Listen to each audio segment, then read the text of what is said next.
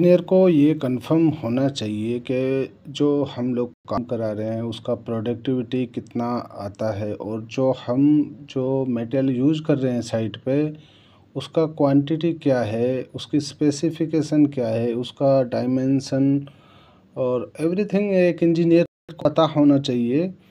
चलिए आज हम छोटी डिस्कस के साथ में अपना वीडियो चालू करते हैं। स्वागत है आपका अपने यूट्यूब चैनल बेसिक नॉलेज में। चलिए फर्स्ट क्वेश्चन हमारा इंजीनियर्स क्या है। एक ऑर्डिनरी कंक्रीट ग्रेड होता है, स्टैंडर्ड कंक्रीट ग्रेड होता है। ठीक है, ऑर्डिनरी जो कंक्रीट ग्रेड होता है उसमें M10 से लेके M20 तक इंक्लूड है। ठीक है, M10, M15, M20। लेकिन इंजीनियर्स स्टैंडर्ड जब कंक्रीट करते हैं, स्टैंडर्ड में ग्रेड चेंज हो जाता है और स्टैंडर्ड हमारा जो चालू होता है वो M25 से इंजीनियर्स लास्ट में आपका अनलिमिटेड। ठीक है, क्योंकि स्टैंडर्ड में कर रहे हैं तो हमने यहाँ पे M80 करके डॉट डॉट इंडिकेट किया है। इसका मतलब आगे और ग्रेड भी इसमें इंक्लूड हम कर सकते हैं। इंजीनियर सबसे इम्पोर्टेंट जो क्वेश्चन है वो है कि एक इंजीनियर सुपरवाइज़र कोई भी जो साइड का स्टाफ है उसको ये कंफर्म होना चाहिए हमारा जो प्रोडक्टिविटी है एक मेसन एक लेबर का वो कितना प्रोडक्टिविटी निकाल सकता है साइड पे।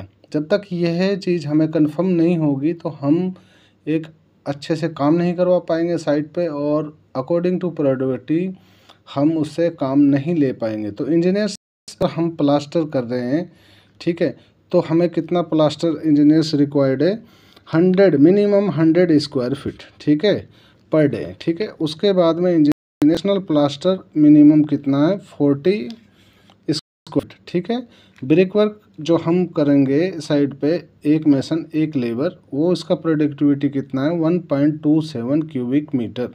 ठीक है, ये मीटर में क्या है, अगर इसको फुट में कन्वर्ट करना चाहें तो इसको मल्टीप्लाई कर देंगे 35.21 से। ठीक है, उसके बाद में इंजीनियर्स अगर हम टाइल वर्क करा रहे हैं तो उसका प्रोडक्टिविटी कितना आना चाहिए, 100 square feet per day minimum. ठीक है, ceiling plaster 90 square feet per day. Thickness क्या होती है सीलिंग प्लास्टर की, 6 to 8 mm। ठीक है, और रेशो क्या होता है सीलिंग प्लास्टर का, सीलिंग प्लास्टर का रेशो है 1:3 का। ठीक है, 1:3 का रेशो होता है इंजीनियर्स। उसके बाद में अगर सेटिंग वर्क कर रहे हैं साइट पे तो इंजीनियर्स कितना होना चाहिए, 22 स्क्वायर फीट मिनिमम प्रोडक्टिविटी एक मिस्त्री एक लेबर निकालना चाहिए। उसके बाद में स्टील वर्क अगर हम बाइंडिंग चल रहा है, मेकिंग चल रहा है, तो उसका क्या है, steel work 400 kg per day हमारा कंजप्शन आना चाहिए। ब्लॉक वर्क का क्वांटिटी कितना होना चाहिए इंजीनियर्स, ब्लॉक वर्क का क्वांटिटी कितना, 1.5 क्यूबिक मीटर होना चाहिए। अगर इंजीनियर्स अर्थ वर्क एक्सक्वेशन हम कर रहे हैं तो 100 क्यूबिक फिट चाहिए एक दिन का प्रोडक्टिविटी। ठीक है, पीओपी वॉल पिनिंग कर रहे हैं तो 120। ठीक है, 120 चाहिए, 120 क्या है, स्क्वायर फीट है।